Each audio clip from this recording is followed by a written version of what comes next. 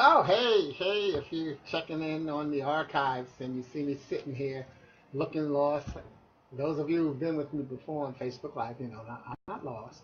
I always check in, get the video started early so that Facebook can build the audience, as they call it. So if you're just tuning in, I see a couple of people have just joined. Great. This is your last minute to, quick run and get that cup of coffee, get that stuff cleared off of your desk because ding, the announcement that I'm going to be on live is here. And it's 3 minutes to 12 Eastern, and we will start at 12. I always like to start out by just talking about the fact, hey, Leslie, what's up, sis? I always like to start out by talking about the fact that I don't penalize people for being on time. That happens to us in situations like you having a party, and when it's your party, we get all nervous about people showing up when in fact the party is for you. The party, if the people don't bring their party with them, that's really not your problem. If you've set the right atmosphere for people to enjoy themselves, then you should be okay with the turnout. That's just the way I look at it. So a lot of times, we're at a party and we're giving a party or hosting the event. We're like, well, or even speaking engagement. Well, let's wait for a few more people to show up. No, the people who have shown up on time deserve the full benefit. And hey, what's up, Gail? And I'm not even saying that it's a penalty that, because I don't actually like to use the term that someone is late. I believe that, that when they get there, and they get fed according to, what's still left on the meal and on the table. We've got less than 2 minutes because it's 8:58, so at 12 o'clock we'll start the actual glue right on time. And but like I said, right now I'm just warming up and thanking everybody who's getting it. Because if you're early, see, you're early. Like I said, I'm not going to penalize the people who are on time, but you're early, so don't say, well, God, ain't he starting? No, we got less than a minute. Okay, let me get ready. Hey, what's up, Gail? Oh, right. Yeah. Now, y'all know I will get distracted on some of these notes, but not that many, because the key is I know that this is a part of some people's day where maybe they're at lunch or on a break, cheating their job by running into the storage room and looking at Facebook Live. I'm all for it. Okay? So, we're countdown. We're less than a minute away because I've got 11:59 on my clock, so at 12 I'm going to hit the road with it. But you know what? We'll start right now by saying, if this is your first time, it's Glue Wednesday. A lot of times, the reason I decided to call it Glue Wednesday is because so many people call Wednesday Hump Day, as if they need to get over the hump. Well, I like to have a positive vocabulary. Not that hump isn't necessarily a negative word, but to me, it has the connotation of, getting over, meaning is somewhat connected to suffering. Okay, that's my way of looking at it. So that's why I like to call it glue instead of hump, because glue, hey, what's up, Tramel? Glue is God's love undoes everything. Wednesday brings both parts of the week together. It brings the weekend at the end of the week and the beginning of the week together. And you can't survive the week without it all being together. So let's make sure that we're getting it together. Look, I don't know how long this is going to take, so let me just dive into it, because as I started preparing for this thing was a little deeper than I thought it was going to be, because we're going to be talking about trust. And so I asked the question, how strong is trust?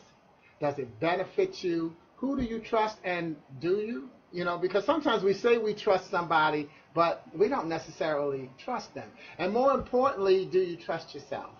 So I think that's what, part of the thing we want to be looking at. We're going to do I'm going to do some groundbreaking stuff here, because I'm going to try something that I don't know if it's going to work, and I'll tell you when we get to that.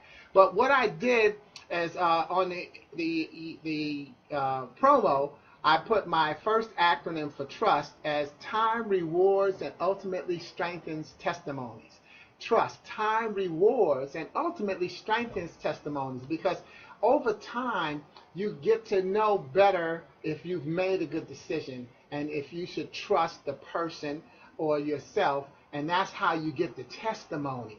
Because life is always about testimonies. One thing I always say about the Bible is that it doesn't have any good stories. It has good endings. And there's a cycle that you have to go through. Every book in the Bible starts with a problem, faith, patience, testimony.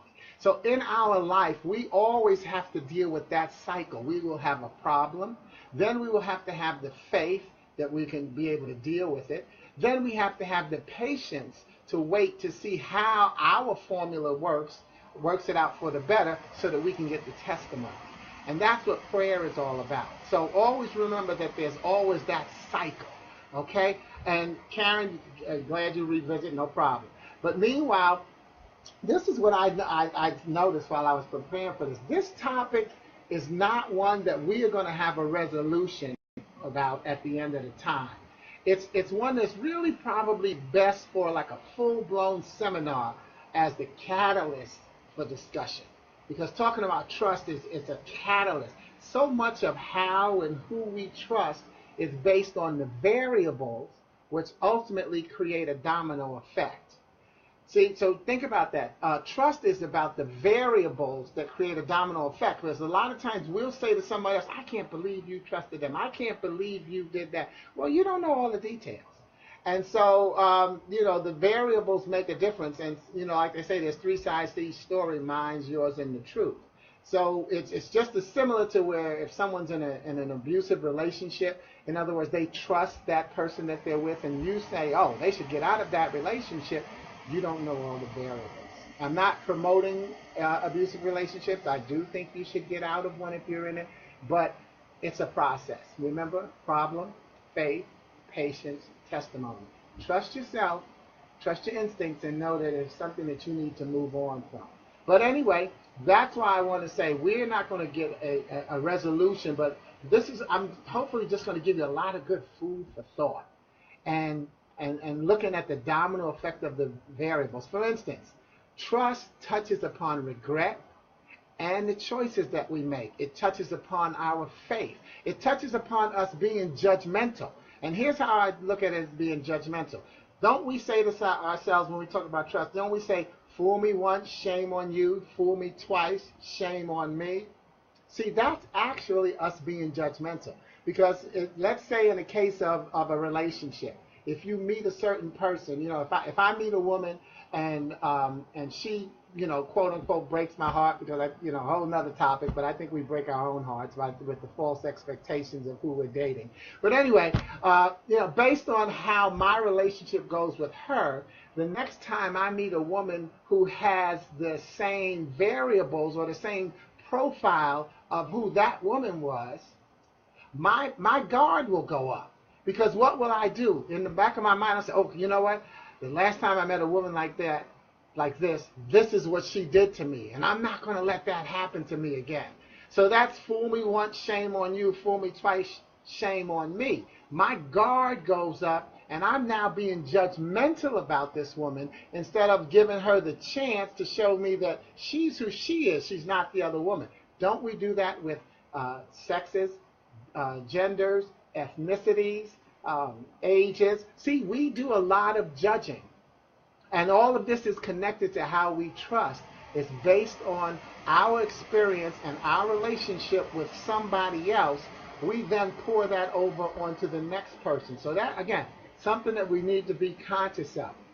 Here's the dictionary definition, actually, of trust. And it's a firm belief in the reliability, truth, ability, or strength of someone or something. The firm belief in the reliability, truth, ability, or strength of someone or something. So like I said, when I break it down, I look at that as talking about our faith, the belief in the reliability of someone. And also it's about choosing our messengers carefully. Because if you think about that, a firm belief in someone or something, it's choosing our messengers carefully. We hear the same messages over and over again.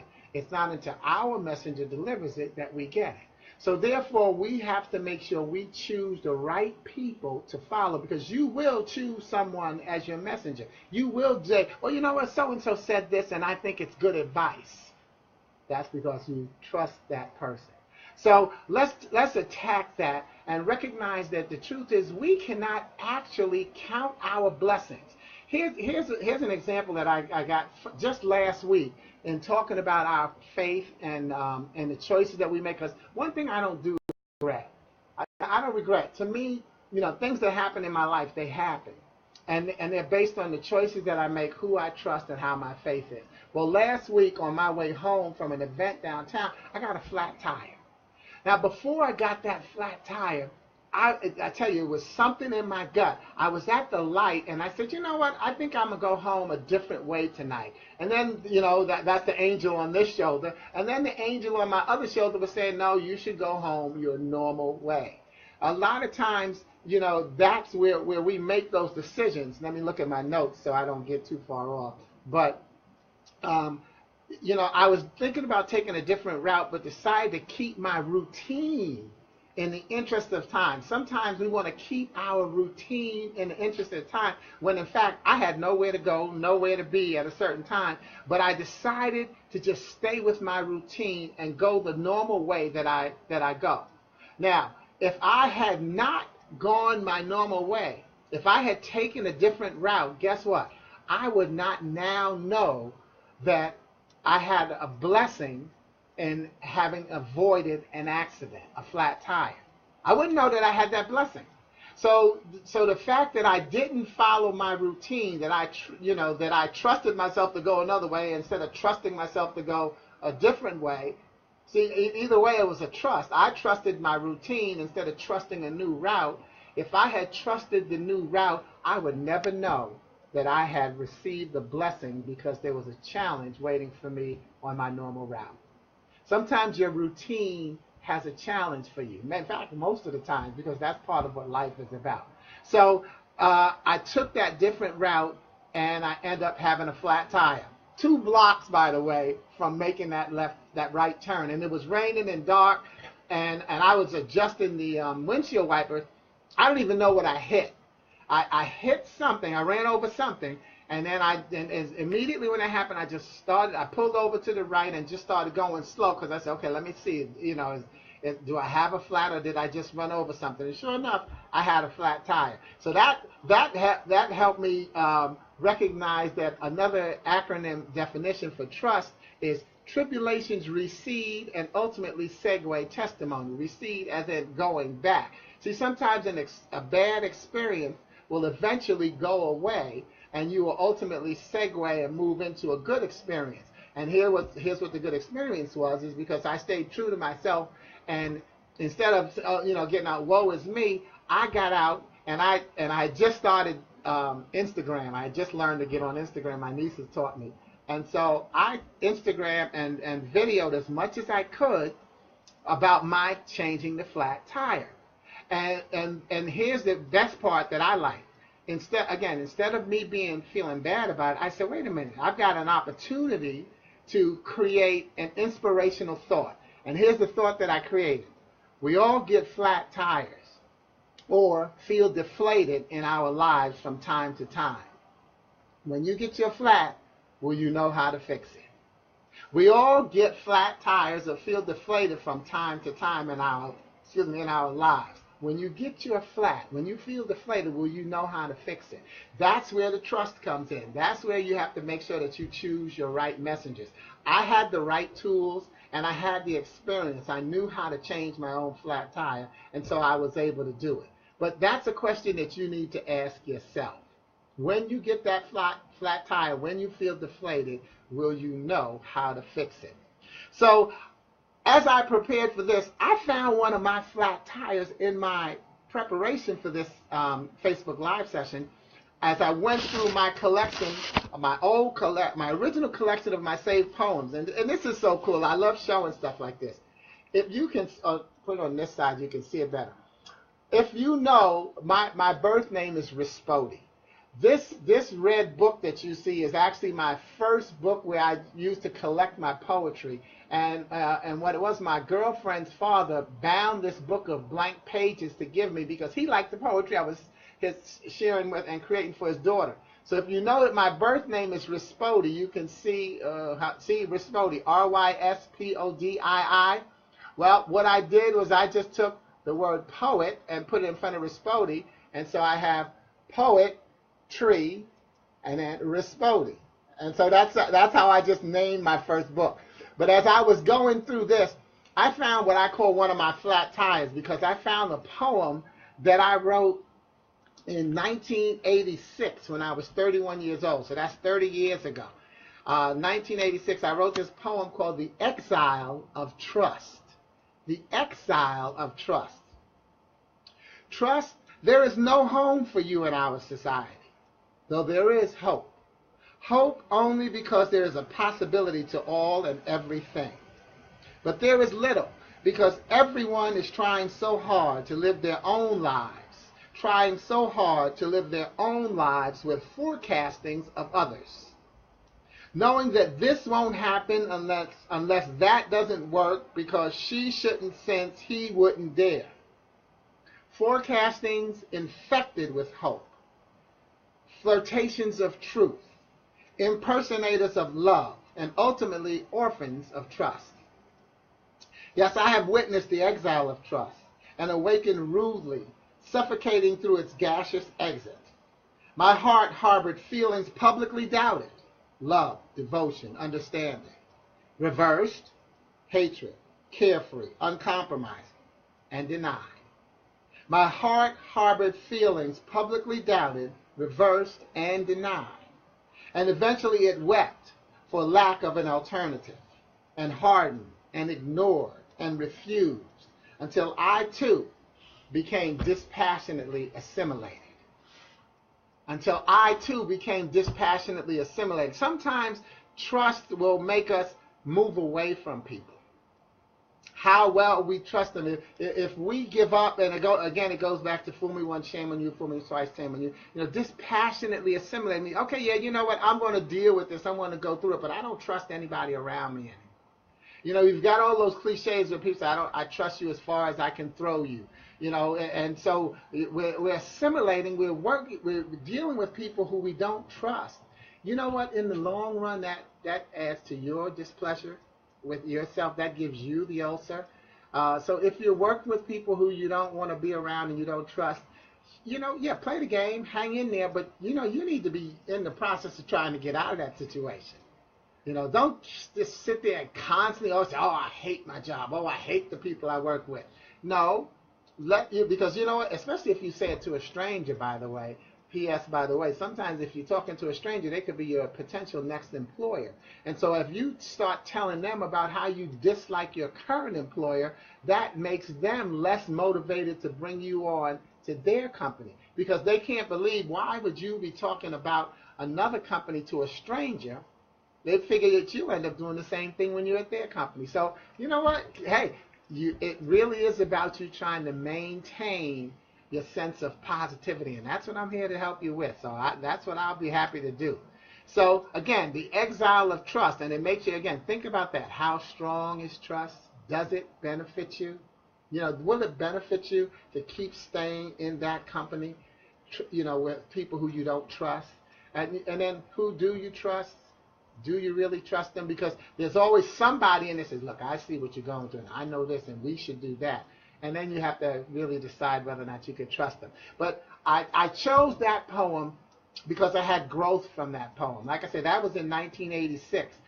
In 1994, when I was 39 years old, I wrote another poem, and it's in my book, I Found Out I'm Dying, A Celebration of Life.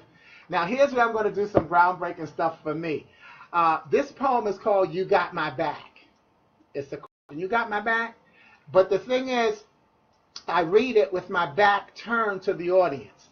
So I'm going to get up, turn around, and read this with my back to you, and I just hope that the words come out, loud and clear enough.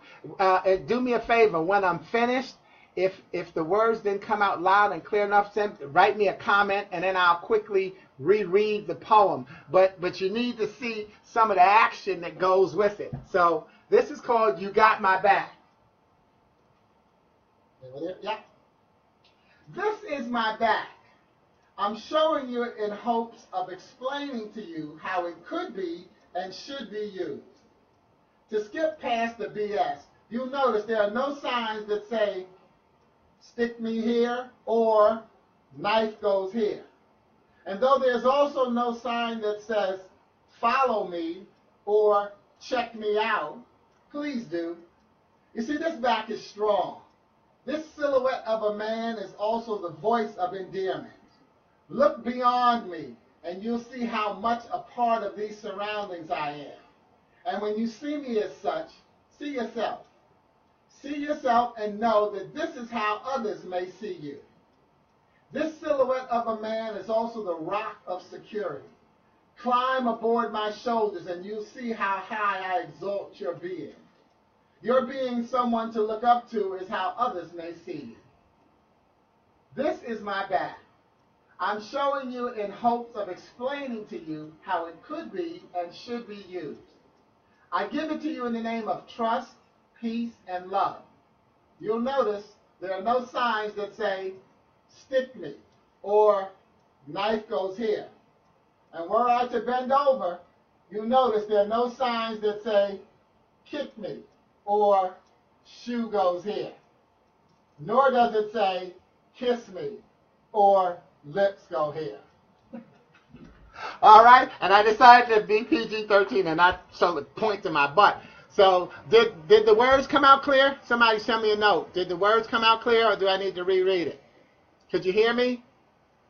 Nope. Somebody say something. Okay, I'm going to just keep on going as if you must have heard me well then. Okay? But those of you who, if you just turned on your, Pat says your back looks good. Yeah, well, I've been working out. Oh, so good. So you could hear me. So, again, that's why I say you got my back. Sometimes all people see on you is your back. And so that's why I was glad to see that I had grown from 86 to, in that 8 years from 86 to 94, where instead of talking about the exile of trust, how I didn't have trust, to where it was important to me to know how you have to trust people, and wanting to know that I was trustworthy, wanting to know that I had not stabbed somebody in the back. And a lot of times that's what I do. I reevaluate myself as often as possible. I think that's something you should do on a regular basis, if not every week.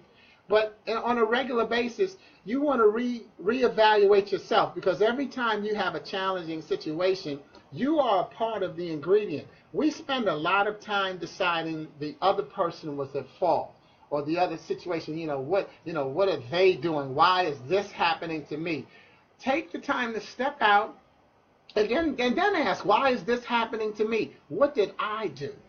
See, we are ready to give conflict resolution advice to someone else, but how often do we take our own advice and give ourselves advice? How often do we trust our own advice? So it really makes a difference, that you've got to trust yourself, and you've got to really look at the people that you surround yourself with. Look at the messengers in your life, and recognize that becomes the foundation and the nucleus of your trust. So, who you associate with is who your reputation can sometimes fold out to be. I know I saw a post somebody had on Facebook the other day asking about what do I call my friends who are friends of my enemies? What do I call my friends who are friends of my enemies? And there were a lot of different responses on there.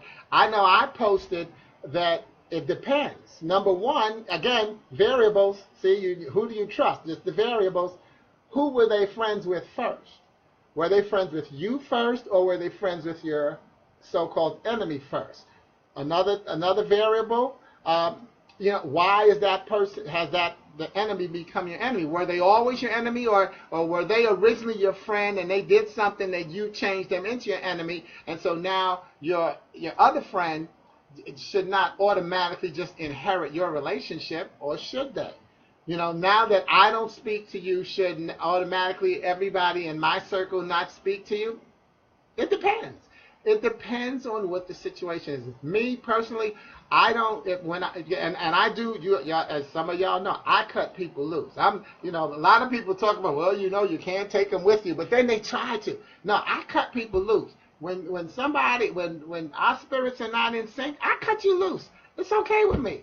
And it can sound hard, but I'm really about moving forward with my life, and I want to stay positive. So, a lot of people say they want to get the negative people out of their life. Well, guess what? The negative people want to get the positive people out of their life. You want to get negative people out of your life? Leave.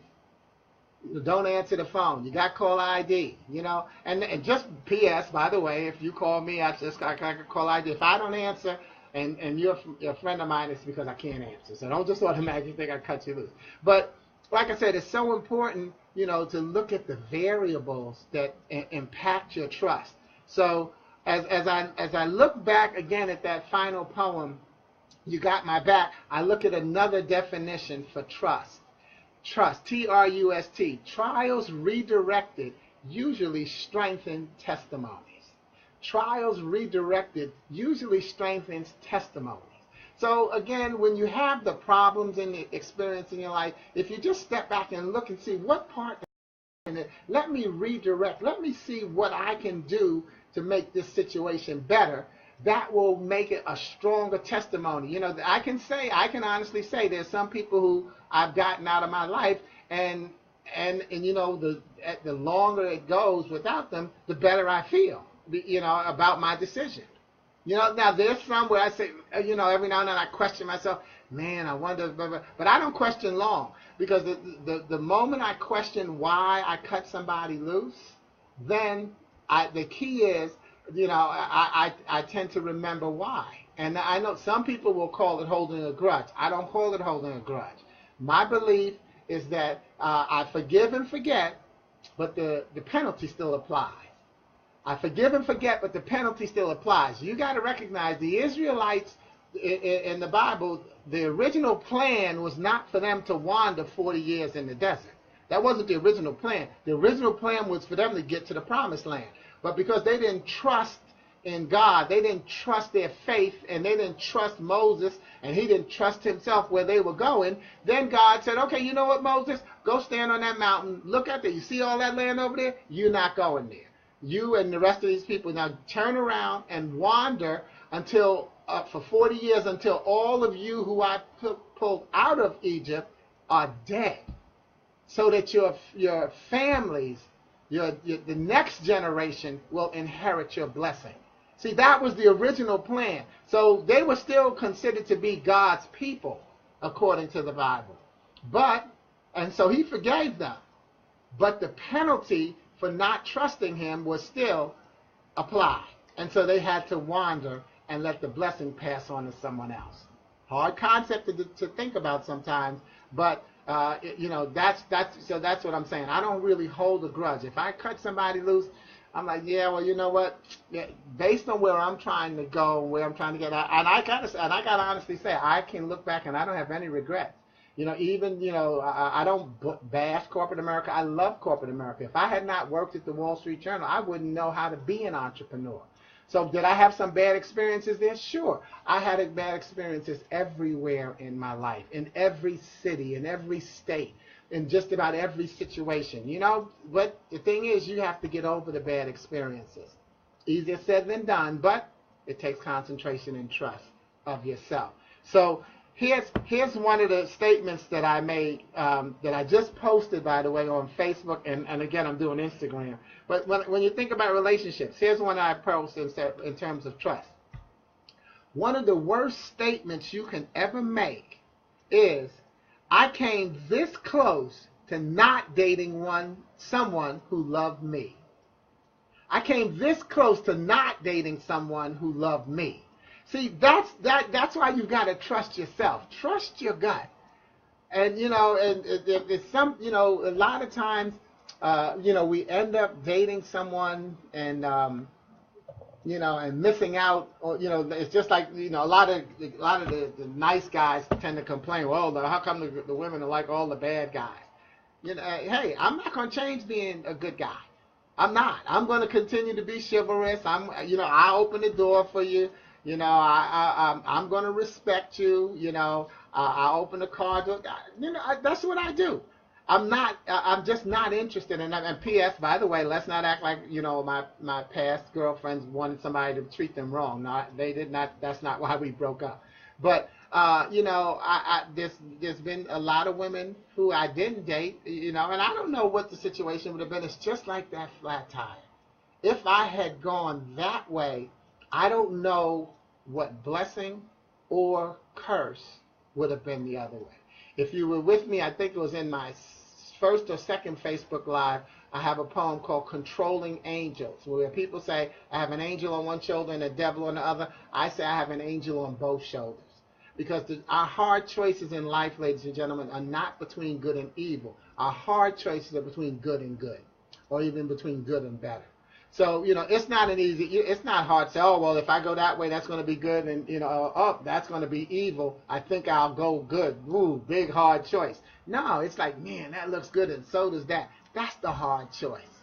So think about all of these things, and again, take it back to that question. Like I said, let's just leave it as food for thought.